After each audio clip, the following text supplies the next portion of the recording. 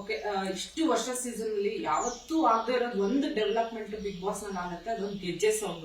ಅದು ಎಷ್ಟರ ಮಟ್ಟಿಗೆ ಅಂತಂದ್ರೆ ಎಲ್ರಿಗೂ ನಿದ್ದೆ ಕೆಡಿಸ್ಬಿಡುತ್ತೆ. ಎಲ್ರು ಬಂದು ಹೊರಗೆಲ್ಲ ನೋಡ್ಕೊಂಡು ಹೋಗಿ ಯಾರು ಗೆಜ್ಜೆ ಸೌಂಡ್ ಮಾಡ್ತಿರತ್ತ, ಸ್ವಲ್ಪ ದಿನ ರಕ್ಷಿತಾ ಅನ್ಕೊಂಡು, ಇಲ್ಲ ಆಮೇಲೆ ಮೋಸ್ಟ್ಲಿ ಜಾನ್ವಿ ಮತ್ತೆ ಅಶ್ವಿನಿ ಅವರೇ ಮಾಡ್ತಿರ್ಬೋದು ಅಂತೆಲ್ಲ ಅನ್ಕೊಂಡು, ಅಂದ್ರೆ ಒಂಥರ ಗಲಿಬಿಲಿ ಸೃಷ್ಟಿ ಆಗ್ಬಿಡುತ್ತೆ ಮನೆಯಲ್ಲಿ. ಸುದೀಪ್ ಸರ್ ಬಂದು ಅದೊಂದು ಕ್ಲಾರಿಟಿ ಕೊಡೋರ್ಗು ತುಂಬಾ ಜನಕ್ಕೆ ಗೊತ್ತೇ ಇರೋದಿಲ್ಲ.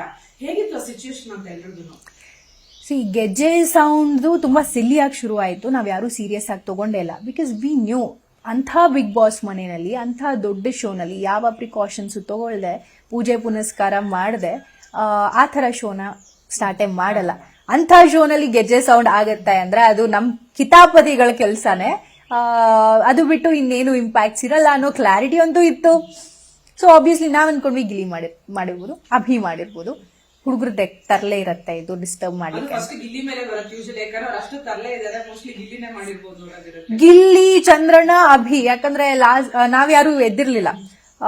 ಅವ್ರ 3 ಜನ ಮಾತ್ರ ಸೌಂಡ್ ಆಯ್ತು, ಲೈಟ್ ಫ್ಲಿಕ್ಕರ್ ಆಯ್ತು ಅಂತೆಲ್ಲ ಹೇಳ್ತಿದ್ರು. ಲೈಟ್ ಫ್ಲಿಕ್ಕರ್ ಆಗೋದು ವೆರಿ ಕಾಮನ್. ಅದನ್ನ ಇದಕ್ ಕನೆಕ್ಟ್ ಮಾಡಿ ಸೊ ಸ್ಟೋರಿ ಕುಕ್ ಮಾಡ್ತಿದ್ದಾರೆ ಅಂತಾನೆ ನಮ್ಗೆಲ್ಲ ಅನ್ಸಿದ್ದು. ಬಟ್ ಅದು ಇವ್ರು ಈ ತರ ತಿರುವು ತಗೊಂಡು ರಕ್ಷಿತಾ ಮೇಲೆ ಹಾಕ್ತಾರೆ. ಯಾಕಂದ್ರೆ ನಾಗವಲ್ಲಿ ಹಾಡಾಡಿದ್ಲು, ರಕ್ಷಿತಾ ಕ್ಯಾಮ್ರಾ ಮುಂದೆ ಹೋಗಿ ಮಾತಾಡ್ತಾರೆ. ಆನೆಸ್ಟ್ಲಿ ಅವರು ಆ ಮನೆಯಲ್ಲಿ ತುಂಬಾ ಕನೆಕ್ಟೆಡ್ ಅಂದ್ರೆ ಕ್ಯಾಮ್ರಾ, ಅವರಿಗೆ ಮೋರ್ ಕಾನ್ಫಿಡೆನ್ಸ್ ಇರೋದು ಕ್ಯಾಮ್ರಾ ಮುಂದೆ. ಅವರಿಗೆ ಈ ಬಿಗ್ ಬಾಸ್ ಗೇಮು, ಇಲ್ಲಿ ಸ್ಟ್ರಾಟಜೀಸ್ ಮಾಡಬೇಕು ಅಥವಾ ಇಲ್ಲಿ ಪ್ಲಾನಿಂಗ್ ಮಾಡಬೇಕು, ಹಿಂಗಾಡ್ಬೇಕು ಅದು ತಲೆಲಿಲ್ಲ. ತುಂಬಾ ರಾ ಪರ್ಸನಾಲಿಟಿ ರಕ್ಷಿತಾದು. ಅವ್ರಿಗೆ ಆ ಸೀರಿಯಸ್ನೆಸ್ ಇಲ್ಲ. But what ever she is doing best ಆಗಿ ಮಾಡ್ತಿದ್ದಾರೆ. ಸೊ ಆ ಒಂದು ರಿಯಲ್ ಪರ್ಸನಾಲಿಟಿ ಇದೆಯಲ್ಲ, ಜನಕ್ಕೆ ತುಂಬಾನೇ ಇಷ್ಟ ಆಗುತ್ತೆ. ನೀವು ಹೇಳ್ತಾ ಇದ್ರೆ ಸಿಲಿಯಾಗಿ ಶುರುವಾಗಿದ್ದು ತುಂಬಾ ಅದು ನಾಗವಲ್ಲಿ ಸ್ಟೋರಿ, ಗೆಜ್ಜೆ ಸ್ಟೋರಿ ಎಲ್ಲ ಅಂತ ಯಾಕಷ್ಟು ಅಗ್ಲಿ ಆಗ್ಬಿಡ್ತು ಅಂತ ಅವರು ತಿರುಗಿಸಿದಂತ ರೀತಿ ತುಂಬಾ ಅಗ್ಲಿ ಆಯ್ತು. ಯಾಕಂದ್ರೆ ಅಶ್ವಿನಿ ಗೌಡ ಅವರು ನಂದು ಒಂದು ಇನ್ಸಿಡೆಂಟ್ ಆಗತ್ತೆ. ಬಾಟಲ್ ಹೇಳ್ಕೊಂಡಾಗ ತರ್ಚ್ಕೊಂಡು ಲೈಕ್ ಲಿಟ್ರಲಿ ಕುಂಕುಮ ಹಚ್ಕೊಂಡು ಅದನ್ನೇ ಡ್ರಾಮಾ ಮಾಡ್ತಾರೆ. ಮ್ಯಾನ್ ಹ್ಯಾಂಡ್ಲಿಂಗು, ಹುದ ಎಲ್ಲ ಅದು ಇದು ಅಂತೆಲ್ಲ ಮಾತಾಡ್ತಾರೆ.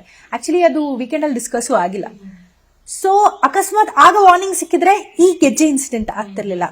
ಒಂದು ವಾರ್ನಿಂಗ್ ಕಾರ್ಡ್ ಸಿಕ್ಕಿರೋದು ಅವರಿಗೆ, ಅಲ್ಲಿ ಅದು ಮೆನ್ಷನ್ ಆಗ್ತಿರೋ ಕಾರಣದಿಂದ ಅವ್ರಿಗೆ ಅನ್ಸೋ ಮಾಡಿದ್ದೆಲ್ಲ ಸರಿ.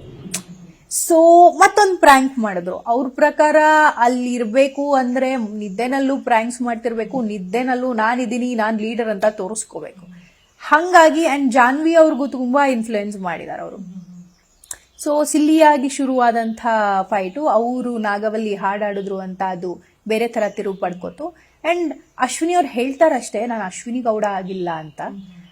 She is purely Har self, personal ಆಗಿಲ್ಲ, ವೈಯಕ್ತಿಕವಾಗಿಲ್ಲ ಅಂತ ಅವ್ರು ಹೇಳ್ಕೋತಾರಷ್ಟೇ. ಆದ್ರೆ ಅವರು ತುಂಬಾ ಹಿಂಗೆ ಪ್ರಿಕ್ ಆಗ್ತಾರೆ. ಅವ್ರು ಹಿಂಗೆ ಈಗೋ ಅಫೆಕ್ಟ್ ಆಗುತ್ತೆ, ತುಂಬಾ ಟ್ರಿಗರ್ ಆಗ್ತಾರೆ.